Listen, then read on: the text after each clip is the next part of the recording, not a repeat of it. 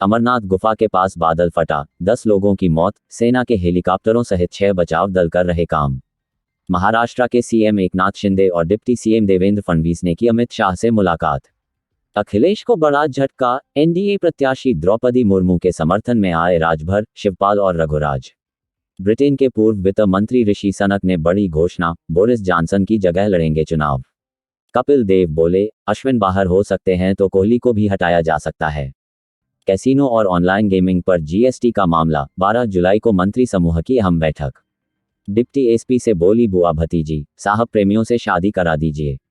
UP में 11 से 17 अगस्त तक मनेगा स्वतंत्रता सप्ताह, 3 करोड़ से ज्यादा घरों में लहराएगा तिरंगा। अक्षय कुमार की कैप्सूल गिल से फर्स्ट लुक हुआ लीक, बने हैं सरदार। भारत और जापान रिश्तों में नए युग के प्रणेता थे शिंजो आबे, क्वाड के गठन में निभाई थी अहम भूमिका। वाराणसी में दशाश्वमेध घाट पर मां गंगा की आरती जापान के पूर्व प्रधानमंत्री शिंजो एबे के नाम समर्पित रही।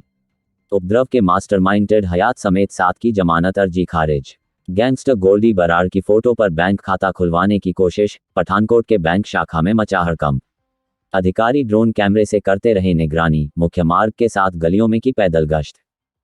सैलाब में बह गए लंगर और श्रद्धालुओं के टेंट, अमरनाथ गुफा के पास दहलाने वाला मंजर।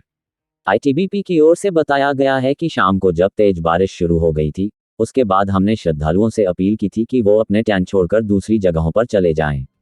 पिता की जान लेने के लिए बेटी ने हत्यारे को सुपारी में दी हीरे की अंगूठी।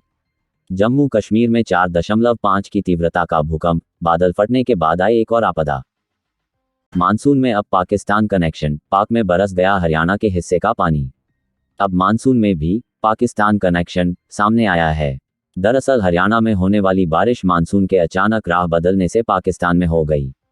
हरियाणा के दक्षिणी व पश्चिमी क्षेत्र में दक्षिण पश्चिम मानसून की वर्षा का हर दिन इंतजार किया जा रहा है।